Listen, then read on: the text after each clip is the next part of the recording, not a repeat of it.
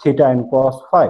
तो जो Cartesian coordinate में एक्स एक्सिस है हमारे पास, उसकी जगह पे स्फेरिकल कोऑर्डिनेट्स में हम r sine theta and cos phi use करते हैं, वाई एक्सिस की जगह पे r sine theta and sine phi use करते हैं, और जेड एक्सिस की जगह पे हम आर कॉस थीटा यूज करते हैं। और ये जो एक्स और वाई एक्सिस जो कार्टेशियन कोऑर्डिनेट में है, स्फेरिकल कोऑर्डिनेट्स में कन्वर्ट करने के दौरान ये जो तीन वैल्यू हैं corresponding to X axis, Y axis and Z axis, इन तीनों वैल्यू को हम पुट करते हैं into the Schrodinger wave equation, और हमारे पास जो श्रोडिंगर वेव इक्वेशन है वो spherical coordinates or polar coordinates में कन्वर्ट होती है।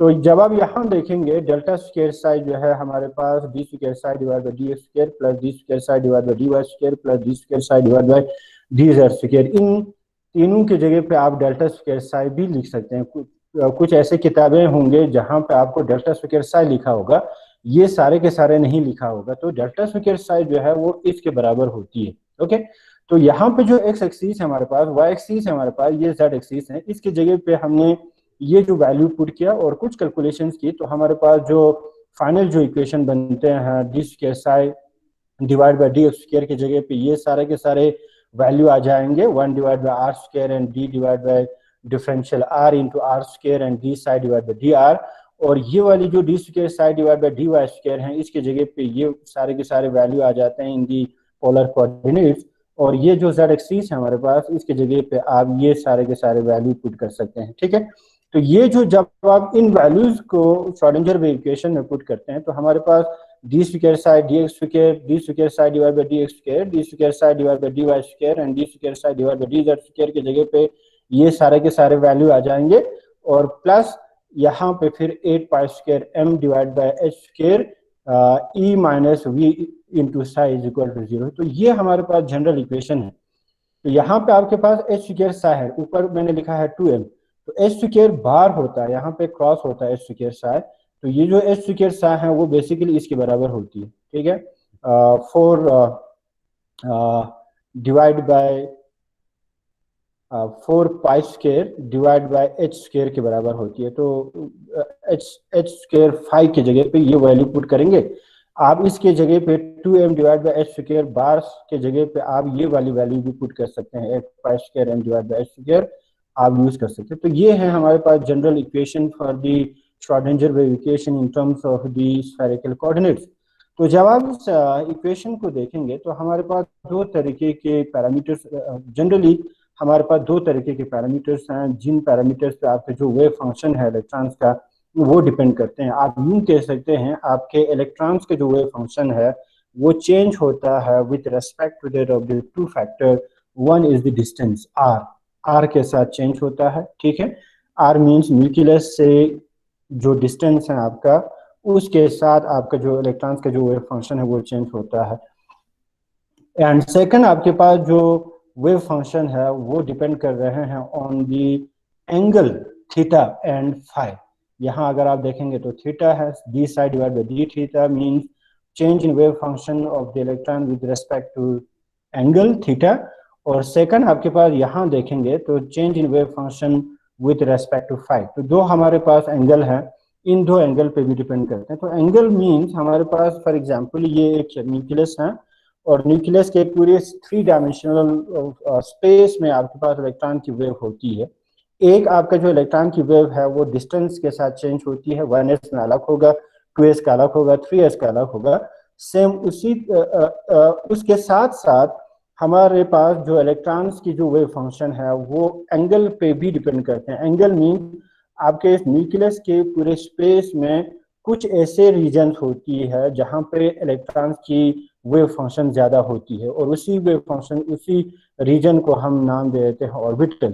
तो ऑर्बिटल्स की जो डायरेक्शंस हैं वो अलग अलग होती है, और वो जो डायरेक्शन है वो हम रिप्रेजेंट कर सकते हैं with respect to that of the angle. आप एंगल जो है आपको डायरेक्शंस के बारे में बता देते हैं कि आपका जो ऑर्बिटल की जो वेव फंक्शन है या इलेक्ट्रॉन की जो वेव फंक्शन है वो किस डायरेक्शन में है या किस एंगल पे मैक्सिमम है। ओके, तो दो तरीके के पैरामीटर्स हैं हमारे पास जिस पे आपका जो वेव फंक्शन है वो डिपेंड करते हैं, और इसी डिपेंडेंस ऑफ वेव फंक्शन को हम इस तरीके से भी रिप्रेजेंट कर सकते हैं, psi into r into theta and phi means wave function is a function of, is a dependent of r into theta and phi. हमारे पास दो तरीके के parameter, one is the distance radius and second is the angle. तो जो वो wave function जो आपके डिस्टेंस पे डिपेंड करते हैं, रेडियस पे डिपेंड करते हैं, उस तरीके के वेव फंक्शन को हम नाम दे देते हैं रेडियल वेव फंक्शन। और वो वाली वेव फंक्शन जो आपके डायरेक्शंस पे डिपेंड करते हैं, आपके एंगल पे डिपेंड करते हैं, और इस तरीके के वेव फंक्शन को हम नाम दे देते हैं एंगुलर वेव फंक्शन। तो जनरली हमारे पास दो तरीके के वेव फंक्शंस होती है, one is the radial wave function and second is the wave angular wave function. Radial और एंगुलर वेव फंक्शन दोनों आपको कंप्लीट इंफॉर्मेशन देंगे about the electron wave function around the nucleus of an atom. एक atom के nucleus के पूरे space में electrons का जो वेव फंक्शन है उनकी इंफॉर्मेशन जो है हमें radial and angular wave function देते हैं। ओके, तो रेडियल वेव फंक्शन हम किसे कहते हैं? जब आप इलेक्ट्रॉन्स की वेव फंक्शन को जब आप देखेंगे तो wave function of the electron is dependent of r into theta and phi. ठीक है, हमने ये डिस्कस की वेयर अगर आपका जो फंक्शन है वो डिस्टेंस पे डिपेंड करते हैं इलेक्ट्रॉन का वेव फंक्शन, तो हम उस तरीके के फंक्शन को नाम देते हैं रेडियल वेव फंक्शन। तो रेडियल वेव फंक्शन हमें किसके बारे में बता देते हैं? It gives the change in wave function of the electrons with distance. ये जो रेडियल वेव फंक्शन है वो हमें इलेक्ट्रॉन्स की वेव फंक्शन डिस्टेंस के साथ, रेडियस के साथ किस तरीके से चेंज होती है उसके बारे में हमें इंफॉर्मेशन देते हैं। इस तरीके के फंक्शन को हम नाम देते हैं रेडियल वेव फंक्शन।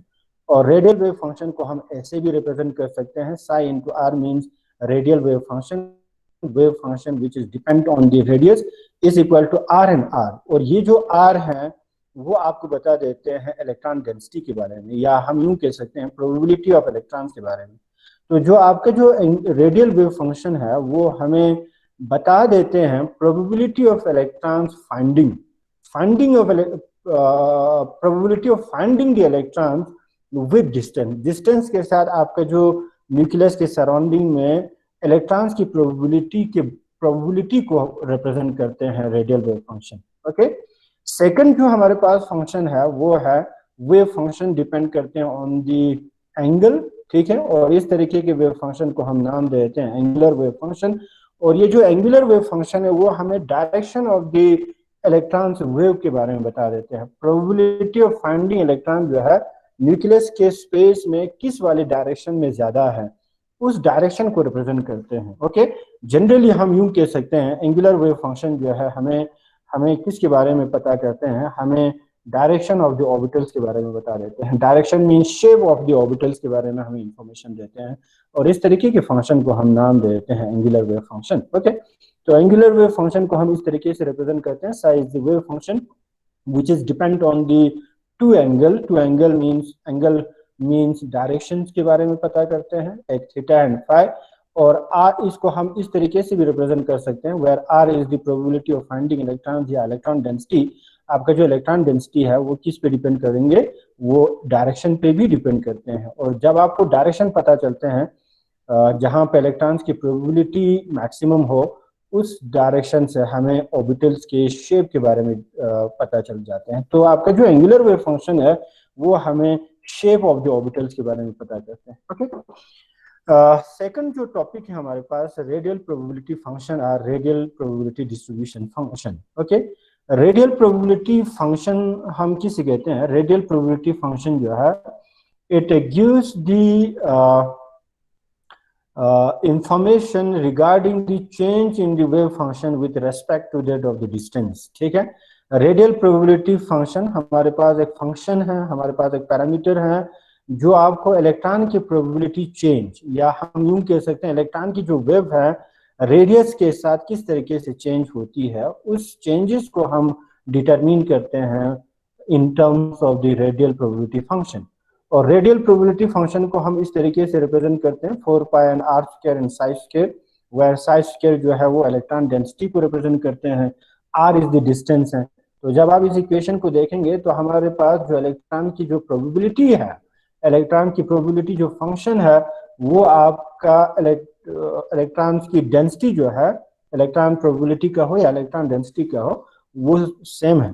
तो इलेक्ट्रॉन की जो प्रोबेबिलिटी है वो डिस्टेंस के साथ किस तरीके से चेंज होती है, उस चेंजेस को हम रेडियल प्रोबेबिलिटी डिस्ट्रीब्यूशन कर्व के जरिए रिप्रेजेंट करते हैं। ठीक है, अब फॉर एग्जांपल हमारे पास ये एक एटम है और एटम के यहाँ पे जो सेंटर है वो न्यूक्लियस है, और न्यूक्लियस के स्पेस में आपके पास बहुत स्पेस में आपके पास इलेक्ट्रॉन की डेंसिटी होती है, इलेक्ट्रॉन की वेव मिल जाते हैं। ठीक है, फॉर एग्जांपल ये आपके पास न्यूक्लियस है, न्यूक्लियस से लेके यहाँ तक इतनी डिस्टेंस तक आपका, फॉर एग्जांपल इतनी डिस्टेंस तक आपके पास इलेक्ट्रॉन की वेव होती है। ओके, अब पूरे इन डिस्टेंस पे इलेक्ट्रॉन्स की वेव किस तरीके से चेंज होती है, इलेक्ट्रॉन की डेंसिटी कैसे होता है, उसको डिटरमिन करने के लिए हम इतनी सी स्पेस को छोटे छोटे स्पेस में हम कन्वर्ट कर रहे हैं। इतनी सी स्पेस, फिर फॉर एग्जांपल आपके पास इतना स्पेस है न्यूक्लियस से लेके इतनी डिस्टेंस तक, अब इतनी डिस्टेंस पे इलेक्ट्रॉन की डेंसिटी किस तरह चेंज हो रहा है उनको डिटरमिन करने के लिए हम क्या कर रहे हैं,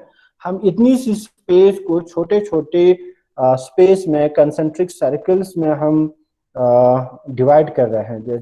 जैसे इतनी डिस्टेंस, इतनी पार्ट, फिर इतनी पार्ट, फिर इतनी पार्ट, फिर इतनी पार्ट, फिर इतनी पार्ट। अब यहाँ से यहाँ तक के डिस्टेंस में इलेक्ट्रॉन्स की जो डेंसिटी है वो बराबर होंगे ना, इतनी पार्ट में कितनी इलेक्ट्रॉन की डेंसिटी है प्लस इतनी पार्ट में कितनी इलेक्ट्रॉन की डेंसिटी है, इतनी पार्ट में कितनी इलेक्ट्रॉन की डेंसिटी है। तो ये जो छोटे छोटे जो कंसेंट्रिक शेल है, उन शेल में जो इलेक्ट्रॉन की डेंसिटी है उन सब को जब आप प्लस करेंगे तो हमारे पास इतनी सी स्पेस में इलेक्ट्रॉन की डेंसिटी हमें निकल जाएंगे। तो उसको डिटरमिन करने के लिए, एक्सप्लेन करने के लिए मैं यहाँ पे एक डायग्राम शो कर रहा हूँ आपके पास। ये जो इतनी सी जो छोटे हैं, जिसका जो डायमीटर है हमारे पास डी आर मीन्स ए कंसेंट्रिक, ए स्मॉल कंसेंट्रिक शेल। ठीक है, आप न्यूक्लियस के पूरे स्पेस में एक छोटे से हम पार्ट को ले रहे हैं जिसमें आप इलेक्ट्रॉन की डेंसिटी को निकाल रहे हैं। तो इस तरीके के पार्ट हमारे पास बहुत सारे होंगे, और हम क्या करते हैं, इन छोटे से पार्ट में इलेक्ट्रॉन्स की डेंसिटी को डिटरमिन करते हैं। फिर इसके बाद और हमारे पास और एक छोटा कंसेंट्रिक सर्कल होंगे, और छोटा कंसेंट्रिक सर्कल होंगे, और छोटा सा कंसेंट्रिक सर्कल होंगे। अब यहाँ से लेके यहाँ तक के स्पेस में इलेक्ट्रॉन की प्रोबेबिलिटी कितना होगा वो निकालने के लिए हम क्या करेंगे, इन सारे के सारे जो कंसेंट्रिक शेल्स हैं उनमें कितनी इलेक्ट्रॉन्स की प्रोबेबिलिटी है उनको हम समेशन करते हैं, उनको हम प्लस करते हैं। तो हमारे पास टोटल स्पेस में इलेक्ट्रॉन्स की प्रोबेबिलिटी जो है आप डिटरमिन कर सकते हैं। ओके, तो जो इलेक्ट्रॉन्स की जो प्रोबेबिलिटी डिस्ट्रीब्यूशन है वो जनरली हम एक कर्व के जरिए, हम एक ग्राफ के जरिए रिप्रेजेंट करते हैं, जिससे हम रेडियल प्रोबेबिलिटी डिस्ट्रीब्यूशन कर्व कहते हैं। और रेडियल प्रोबेबिलिटी डिस्ट्रीब्यूशन कर्व जो है हम कैसे निकालते हैं, हम ये जो प्लॉट है, ये जो डायग्राम है, हम कैसे प्लॉट करते हैं, हम रेडियल प्रोबेबिलिटी डिस्ट्रीब्यूशन फंक्शन को प्लॉट करते हैं against that of the distance. ठीक है, ये हमारे पास है रेडियल प्रोबेबिलिटी फंक्शन। इस रेडियल प्रोबेबिलिटी फंक्शन को हम डिस्टेंस के साथ प्लॉट करते हैं। तो एक एक्सिस में हमारे पास डिस्टेंस होगा, दूसरे एक्सिस में आपके पास रेडियल प्रोबेबिलिटी फंक्शन होंगे। ओके, तो हमारे पास एक ग्राफ आ जाते हैं, और इस तरीके के ग्राफ को, इस तरीके के कर्व को हम नाम दे देते हैं रेडियल प्रोबेबिलिटी डिस्ट्रीब्यूशन कर्व। तो जब आप रेडियल प्रोबेबिलिटी फंक्शंस या रेडियल प्रोबेबिलिटी डिस्ट्रीब्यूशन कर्व में देखेंगे तो हमारे पास डिस्टेंस के साथ जो आपका प्रोबेबिलिटी है वो पहला इंक्रीज होती है, फिर इसके बाद एक डिस्टेंस होती है, जिस डिस्टेंस पे आपके पास जो रेडियल प्रोबेबिलिटी फंक्शन है, मींस जो इलेक्ट्रॉन की जो डेंसिटी है, प्रोबेबिलिटी ऑफ फाइंडिंग जो इलेक्ट्रॉन्स हैं वो मैक्सिमम पहुंचती है। फिर इसके बाद जब आप और डिस्टेंस को इंक्रीज करेंगे तो वो डिक्रीज हो जाती है। तो फर्स्ट आपका जो इलेक्ट्रॉन की जो प्रोबेबिलिटी है वो डिस्टेंस के साथ इंक्रीज होती है, एक मैक्सिमम पहुंचती है, फिर इसके बाद डिक्रीज होती है। तो हमारे पास जो कर्व है रेडियल प्रोबेबिलिटी डिस्ट्रीब्यूशन कर्व, वो इस तरीके से बनते हैं। यहाँ से हमने रेडियल प्रोबेबिलिटी फंक्शन को प्लॉट की और दूसरे एक्सिस में हमने डिस्टेंस को प्लॉट की। तो जब आप डिस्टेंस को इंक्रीज करेंगे तो रेडियल प्रोबेबिलिटी फंक्शन इंक्रीज होता है। रेडियल प्रोबेबिलिटी फंक्शन मीन जो आपको इलेक्ट्रॉन्स की प्रोबेबिलिटी के बारे में बता देते हैं, जो आपको इलेक्ट्रॉन्स की डेंसिटी के बारे में बता देते हैं। तो डेंसिटी ऑफ द इलेक्ट्रॉन जो है वो इंक्रीज होता है एक मैक्सिमम पे पहुंची with respect to this distance. ठीक है, फिर इसके बाद वो डिक्रीज हो जाती है, एक डिस्टेंस पहुंचती है जहां पे आपका जो इलेक्ट्रॉन प्रोबेबिलिटी है वो 0 होती है। फिर इसके बाद फर्दर जब आप इलेक्ट्रॉन को डिस्टेंस को इंक्रीज करें तो आपका जो इलेक्ट्रॉन की प्रोबेबिलिटी है वो इंक्रीज हो जाती है, फिर एक मैक्सिमम पे पहुंचती है, फिर डिक्रीज हो जाती है। तो जब आप न्यूक्लियस के स्पेस में इलेक्ट्रॉन की डेंसिटी को देखेंगे तो हमारे पास न्यूक्लियस के स्पेस में इलेक्ट्रॉन की डेंसिटी यूनिफॉर्म डिस्ट्रीब्यूशन नहीं होती है। आपको हर हर स्पेस में हर डिस्टेंस पे इलेक्ट्रॉन की डेंसिटी एक एक सेम सेम नहीं मिलेगा, एक तरह नहीं मिलेंगे। कुछ ऐसे रीजन होंगे जहां पे इलेक्ट्रॉन की डेंसिटी जो है वो मैक्सिमम होगा, जैसे ये वाला एक डिस्टेंस पे आपका जो इलेक्ट्रॉन की डेंसिटी है वो मैक्सिमम है। यहाँ पे देखेंगे तो इस वाले डिस्टेंस पे इलेक्ट्रॉन की डेंसिटी मैक्सिमम है। तो फॉर एग्जांपल ये न्यूक्लियस है, इतनी सी स्पेस में जब आप इलेक्ट्रॉन की प्रोबेबिलिटी देखेंगे तो हमें यहाँ से लेके यहाँ तक के स्पेस में सारे के सारे स्पेस में इलेक्ट्रॉन की डेंसिटी सेम नहीं होता है। कुछ ऐसे रीजन होती है जहां पे इलेक्ट्रॉन की प्रोबेबिलिटी मैक्सिमम होती है, उसी रीजन को हम नाम दे देते हैं ऑर्बिटल। अब कुछ ऐसे रीजन भी होती है स्पेस में न्यूक्लियस के सराउंडिंग में जहां पे इलेक्ट्रॉन की प्रोबेबिलिटी हमें जीरो के बराबर होती है। तो इस तरीके के रीजन जहां पे इलेक्ट्रॉन की प्रोबेबिलिटी जीरो हो, उस रीजन को हम नाम दे देते हैं नोड्स। हम क्या नाम दे देते हैं? उन रीजन को हम नोड देते हैं। तो ये हमारे पास है मैक्सिमम प्रोबेबिलिटी, मींस ऑर्बिटल है ये एक। फिर इसके बाद ये जो है ये वाला, इसमें आपका जो इलेक्ट्रॉन की डेंसिटी है, इलेक्ट्रॉन की प्रोबेबिलिटी जो है वो मैक्सिमम है, तो ये दूसरा ऑर्बिटल हुआ। इनके बीच में हमें एक रीजन मिलता है जिस रीजन में इलेक्ट्रॉन्स की प्रोबेबिलिटी जीरो के बराबर होती है। इस रीजन को हम नाम देते हैं नोड्स। ठीक है, तो नोड्स हम किसे कहते हैं? Nodes means a point where probability of finding electron density is zero। एक ऐसा डिस्टेंस होती है, एक ऐसा रीजन होती है, या एक ऐसा पॉइंट होता है न्यूक्लियस के स्पेस में, ओके, जहां पे आपके जो इलेक्ट्रॉन की जो डेंसिटी है वो जीरो होती है। इस तरीके के पॉइंट या इस तरीके के रीजन को हम नाम देते हैं नोड। और यही नोड जो है, इस नोड पे आपका जो इलेक्ट्रॉन डेंसिटी है, साई स्क्वायर जो है, जो square of the wave function है, वो आपको इलेक्ट्रॉन डेंसिटी के बारे में बता देते हैं। तो उस वाले पॉइंट पे, उस वाले रीजन पे आपको इलेक्ट्रॉन की जो डेंसिटी है वो जीरो के बराबर होती है। इस रीजन को हम नाम देते हैं नोड्स। ओके, तो जनरली जो नोड्स हैं वो आते हैं as a result of it is wave nature of electron. ठीक है, हमें नोड्स क्यों आते हैं? एटम में एटम के न्यूक्लियस के सराउंडिंग में जो इलेक्ट्रॉन्स की वेव फंक्शन है वो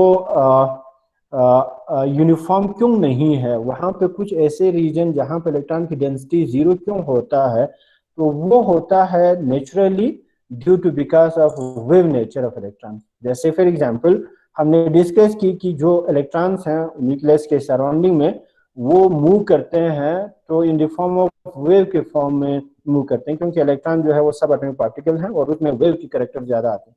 तो जो इलेक्ट्रॉन्स हैं वो इलेक्ट्रॉन्स वेव हैं।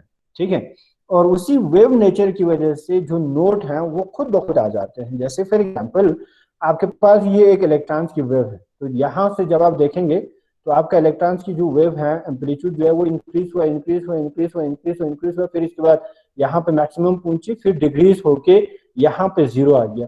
तो वेव फंक्शन यहाँ पे जीरो आ गया। फिर आप डिस्टेंस को इंक्रीज करेंगे तो एम्पलीट्यूड जो है वो इंक्रीज हुआ, यहाँ पे मैक्सिमम पे पहुंची लेकिन नेगेटिव साइन में, और यहाँ पे फिर जीरो आ गया। तो जो वेव नेचर है इलेक्ट्रॉन्स की, वही वेव नेचर की वजह से जो नोड आते हैं हमारे पास वो खुद ब खुद आ जाते हैं। ओके, तो हमारे पास जनरली एटम में दो तरीके के नोड्स पाए जाते हैं।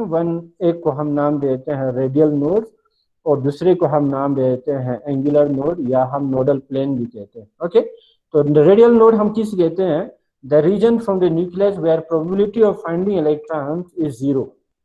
न्यूक्लियस से वो वाली डिस्टेंस पे जहां पे आपको इलेक्ट्रॉन की प्रोबेबिलिटी जीरो आ रहा है, उस तरीके के रीजन को हम नाम देते हैं रेडियल नोड, क्योंकि रेडियल नोड जो है डिस्टेंस पे डिपेंड करते हैं। और जनरली जो रेडियल नोड है वो हमारे पास स्फेरिकल टाइप के स्ट्रक्चर होती है, स्फेरिकल टाइप के शेप होती है। फॉर एग्जांपल ये हमारे पास है एस ऑर्बिटल, और जितने भी हमारे पास एस ऑर्बिटल हैं वो स्फेरिकल होती है। ओके, तो 1s है हमारे पास। 1s में जो इलेक्ट्रॉन्स हैं वो न्यूक्लियस के सराउंडिंग में पूरे स्पेस में यूनिफॉर्म होती है।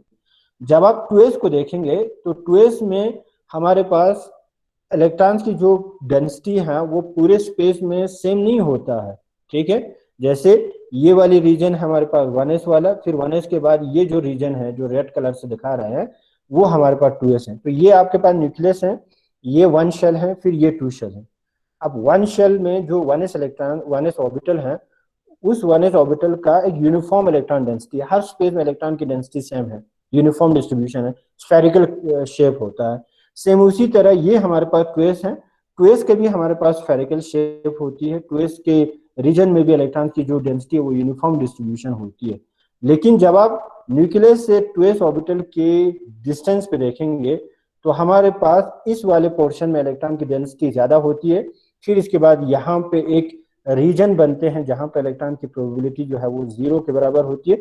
फिर ये वाली जो रीजन है जिसे आप 2s कहेंगे, इसमें आपको इलेक्ट्रॉन की डेंसिटी जो है वो मैक्सिमम होगी। तो जब आप 2s ऑर्बिटल को देखेंगे तो 1s ऑर्बिटल और 2s ऑर्बिटल के बीच में एक ऐसा डिस्टेंस पे, इस इतनी सी डिस्टेंस पे आपको एक रीजन बनता है, एक रीजन मिलती है जहां पे इलेक्ट्रॉन्स की प्रोबेबिलिटी 0 होती है। इस तरीके के रीजन को हम नाम देते हैं रेडियल नोड। तो एस ऑर्बिटल स्फेरिकल है, इसीलिए आपका जो रेडियल नोड के जो शेप है वो भी स्फेरिकल शेप होती है। और जब आप 3s का देखेंगे तो 3s दूर होगा, ठीक है, न्यूक्लियस से इतने डिस्टेंस पे होगा। तो ये जो सेंटर है वो न्यूक्लियस है और इसके इर्द गिर्द हमारे पास 1s ऑर्बिटल है। फिर हमारे पास एक नोड आ गया। फिर ये जो कलर है रेड कलर, ये 2s वाले ऑर्बिटल को रिप्रेजेंट कर रहे हैं। 2s के बाद फिर हमारे पास एक रीजन होती है इस इतनी डिस्टेंस पे जहां पे इलेक्ट्रॉन की डेंसिटी फिर से 0 होती है, इसको हम फिर से रेडियल नोड कहेंगे। फिर ये वाली जो रेड कलर है हमारे पास, वो फिर हमारे पास 3s ऑर्बिटल है। तो 3s ऑर्बिटल में हमारे पास दो रेडियल नोड होती है, एक 3s और 2s के बीच में, दूसरा हमारे पास 2s और 1s के बीच में। और इस तरीके के नोड को हम नाम देते हैं रेडियल नोड। सेकंड हमारे पास जो नोड होता है वो है in the form of angular node, आर जिसे हम नोडल प्लेन भी कहते हैं। ये ऐसा प्लेन है जो आपके न्यूक्लियस से पास होती है, या वो वाली प्लेन जो आपके न्यूक्लियस से पास होती है और उस प्लेन पे इलेक्ट्रॉन की जो डेंसिटी है वो 0 होती है फिर से। और इस तरीके के प्लेन को हम नाम देते हैं नोडल प्लेन। और जनरली नोडल प्लेन जो है हमारे पास p ऑर्बिटल में होती है, d ऑर्बिटल में होती है, f ऑर्बिटल में होती है। जनरली जब आप ये देखेंगे हमारे पास ये एक ऑर्बिटल है p ऑर्बिटल, और p ऑर्बिटल जो है वो डम्बल शेप होती है। डम्बल समझते हैं ना, ऊपर एक लूप होता है, नीचे एक लूप होता है और बीच में हमारे पास न्यूक्लियस होती है। तो यहाँ ये वाली जो बीच है, इन दोनों लूप के बीच में आप बीच से जब आप एक प्लेन पास करते हैं ऐसे, ठीक है, यहाँ पे एक लूप है, इलेक्ट्रॉन इलेक्ट्रॉन की डेंसिटी यहाँ पे भी मिल जाता है और यहाँ पे भी मिल जाता है। इनके बीच में इलेक्ट्रॉन की डेंसिटी 0 होती है। तो जब आप इसके बीच से एक प्लेन पास करें जिस प्लेन पे आपको इलेक्ट्रॉन की जो डेंसिटी है वो 0 होती है, और इस तरीके के प्लेन को हम नाम दे देते हैं एंगुलर नोड, ठीक है। और ये जो प्लेन है ये स्फेरिकल शेप नहीं है, इसीलिए जो आपका एंगुलर प्लेन है वो स्फेरिकल शेप नहीं होता है। एंगुलर नोड जो है वो फ्लैट टाइप के स्ट्रक्चर होती है, वो प्लेन टाइप के स्ट्रक्चर होती है। तो एंगुलर नोड या प्लेन नोड को आप ऐसे डिफाइन करते हैं, it is a plane which pass through the nucleus where the probability of finding the electrons is 0। वो वाली प्लेन जो आपके न्यूक्लियस से पास हो रही है और उस प्लेन पे इलेक्ट्रॉन की जो डेंसिटी है वो 0 होती है, वहां पे इलेक्ट्रॉन हमें नहीं मिलता है। इस तरीके के प्लेन को हम नाम देते हैं angular node or nodal plane. और nodal plane or angular node जो है वो सिर्फ और सिर्फ कहाँ पे पाए जाते हैं, हमें p orbital, d orbital, f orbital में पाए जाते हैं। और इस तरीके के प्लेन का जो शेप है वो फ्लैट टाइप के शेप होती है। ओके, तो जब आप यहां देखेंगे इस नोड को हम रेडियल प्रोबेबिलिटी डिस्ट्रीब्यूशन कर्व से कैसे रिप्रेजेंट कर सकते हैं, हमने डिस्कस की रेडियल प्रोबेबिलिटी डिस्ट्रीब्यूशन फंक्शन को हम डिस्टेंस के साथ प्लॉट करते हैं तो हमें रेडियल डिस्ट्रीब्यूशन कर्व मिलते हैं। ये हमारे पास एक ग्राफ है, ये हमारे पास एक कर्व है जिस कर्व को हम नाम देते हैं रेडियल प्रोबेबिलिटी डिस्ट्रीब्यूशन कर्व, ठीक है। तो जब आप यहाँ देखेंगे ये वाली पॉइंट जो है वो न्यूक्लियस है, न्यूक्लियस से दूर चले गए, जब आपने डिस्टेंस इंक्रीज किया तो आपका वेव फंक्शन इंक्रीज हुआ, यहाँ पे इस वाले डिस्टेंस पे आपका जो वेव फंक्शन है वो मैक्सिमम हुई। तो इस वाले मैक्सिमम वाले रीजन को हम नाम दे देंगे 1s ऑर्बिटल, ठीक है। फिर इसके बाद जब आप यहाँ से फिर इंक्रीज करेंगे तो वेव फंक्शन जो है वो डिक्रीज होता है, एक रीजन पूछती है या एक डिस्टेंस पूछती है जिस डिस्टेंस पे आपका जो इलेक्ट्रॉन की वेव फंक्शन है वो 0 के बराबर होती है, इलेक्ट्रॉन की डेंसिटी नहीं मिलता है, 0 होता है। तो ये नोट है हमारे पास, ठीक है। फिर इसके बाद और डिस्टेंस इंक्रीज करें तो हमारे पास वेव फंक्शन फिर से इंक्रीज होगा, एक मैक्सिमम पे पहुंचेंगे और फिर इसके बाद डिक्रीज होंगे। तो ये वाली जो मैक्सिमम वाला जो इलेक्ट्रॉन की डेंसिटी है, प्रोबेबिलिटी जो फाइंडिंग मैक्सिमम है इस वाले डिस्टेंस पे, इसको हम नाम दे देते हैं ओरिक ऑर्बिटल। जैसे ये 1s ऑर्बिटल है तो ये 2s ऑर्बिटल है, और 2s ऑर्बिटल 1s ऑर्बिटल के बीच में हमारे पास एक नोट होता है। तो ये जो नोट है वो हम इस तरीके से ग्राफ से भी रिप्रेजेंट करते हैं। तो आपका जो डिस्ट्रीब्यूशन कर्व है वो हमें बता देते हैं डिस्टेंस के साथ आपका जो इलेक्ट्रॉन की डेंसिटी है वो किस तरीके से चेंज हो रहा है। ठीक है, तो हमें वहां से आपको ऑर्बिटल्स के बारे में पता चलते हैं कि ऑर्बिटल जो है कितनी डिस्टेंस पे है। सेकंड, हमें नोड के बारे में भी पता करते हैं। तो ये जो रेडियल डिस्ट्रीब्यूशन कर्व है उससे हम ये जो दो इंफॉर्मेशन है वो हम कलेक्ट कर सकते हैं। वन, डिस्टेंस के साथ इलेक्ट्रॉन की डेंसिटी किस तरीके से चेंज हो रही है, और कितनी नोड मौजूद हैं, कितनी ऐसे रीजन हैं न्यूक्लियस के सराउंडिंग में जहां पे इलेक्ट्रॉन की डेंसिटी जीरो आ रहा है। तो ये दो इंफॉर्मेशन आप रेडियल प्रोबेबिलिटी डिस्ट्रीब्यूशन फंक्शन से कर्व से रिप्रेजेंट कर सकते हैं। नोडल प्लेन को हम नोडल सरफेस भी कह सकते हैं। तो नोडल सरफेस को हम इस तरह भी समझा सकते हैं, जैसे हमारे पास है पी ऑर्बिटल। तो पी ऑर्बिटल में हमारे पास एक डंबल शेप होती है। तो यहाँ पे एक डंबल शेप है और यहाँ पे डंबल शेप है। ठीक है, यहाँ पे एक लूप है, दूसरा यहाँ पे एक लूप है, और इन लूप के बीच में ये वाली, इसमें आपका जो वेव की जो एम्पलीट्यूड है वो जीरो है। तो यहाँ पे ये वाली जो डिस्टेंस है इस वाले पार्ट पे आपका जो इलेक्ट्रॉन की डेंसिटी है वो जीरो है। और यहाँ अगर आप इस साइड चले जाएंगे तो फिर से इलेक्ट्रॉन की वेव जो है वो मैक्सिमम होते जा रहे हैं। ठीक है, तो ये जो इलेक्ट्रॉन्स की ये जो पोजीशन है, ये जो पॉइंट है, इस पॉइंट से आप जब आप एक प्लेन पास करते हैं तो इस प्लेन पे आपको इलेक्ट्रॉन की वेव जो है वो जीरो के बराबर होती है, इलेक्ट्रॉन की डेंसिटी नहीं मिलता है। इस प्लेन को हम नाम दे देते हैं नोडल प्लेन। जैसे ये है हमारे पास, जब आप यहाँ देखेंगे तो यहाँ एक ऊपर लूप है जहाँ पे इलेक्ट्रॉन की डेंसिटी मिलता है, नीचे हमारे पास और एक लूप है जहाँ पे इलेक्ट्रॉन की डेंसिटी मिलता है, इनके बीच में हमारे पास न्यूक्लियस होती है। ओके, और इसी पे आपको इलेक्ट्रॉन्स की प्रोबेबिलिटी नहीं मिलता है, डेंसिटी जीरो होता है। तो ये जो प्लेन है वो हमारे पास एंगुलर नोट है। ओके, अगर आप शेप ऑफ द ऑर्बिटल्स को देखेंगे तो हमारे पास डिफरेंट टाइप के ऑर्बिटल्स होती है, S orbital, P orbital, D orbitals, F orbitals, और इन सारे के सारे ऑर्बिटल्स की जो शेप है वो डिफरेंट होती है। जब आप एस ऑर्बिटल को देखेंगे तो एस ऑर्बिटल स्फेरिकल होती है। ठीक है, एस ऑर्बिटल में न्यूक्लियस के सराउंडिंग में हर जगह जो है इलेक्ट्रॉन की डेंसिटी पाए जाते हैं, यूनिफॉर्मली पाए जाते हैं। तो एस ऑर्बिटल्स का जो शेप है वो स्फेरिकल शेप होती है। पी ऑर्बिटल्स हमारे पास डम्बल शेप होती है। ओके, एक ऊपर एक लूप जहां पे इलेक्ट्रॉन की डेंसिटी मिलता है, फिर दूसरा हमारे पास और एक लूप होती है जहां पे और इलेक्ट्रॉन की डेंसिटी मिलती है, लेकिन इन दो लूप के बीच में हमारे पास न्यूक्लियस होती है जहां पे आपको इलेक्ट्रॉन की डेंसिटी नहीं मिलती है। तो ये हमारे पास नोडल प्लेन है, सॉरी नोडल प्लेन है या एंगुलर नोट है। ठीक है, तो पी ऑर्बिटल में हमारे पास तीन तरीके की ऑर्बिटल होती है। एक को हम पी एक्स कहते हैं, पी वाई कहते हैं, पी जेड कहते हैं। तो पी एक्स कौन सी ऑर्बिटल हुआ, अगर आपका जो डम्बल शेप जो ऑर्बिटल है वो एक्स एक्सिस पे हो तो हम इस तरीके की ऑर्बिटल को पी एक्स ऑर्बिटल कहते हैं। अगर आपका ऑर्बिटल वाई एक्सिस पे है तो हम पी वाई कहेंगे। अगर आपका ऑर्बिटल जेड एक्सिस पे है तो हम पी जेड कहते हैं। सेम उसी तरह हमारे पास डी ऑर्बिटल्स होती है, और डी ऑर्बिटल हमारे पास पांच होती है। जब आप डी ऑर्बिटल को देखेंगे तो पांच ऑर्बिटल होता है हमारे पास, और एक ऑर्बिटल को हम नाम देते हैं D X Y, D X Z, D Y Z. ठीक है, और चौथा जो ऑर्बिटल हमारे पास D X square minus Z square, पांचवा ऑर्बिटल जो है हमारे पास डी जेड स्क्वायर।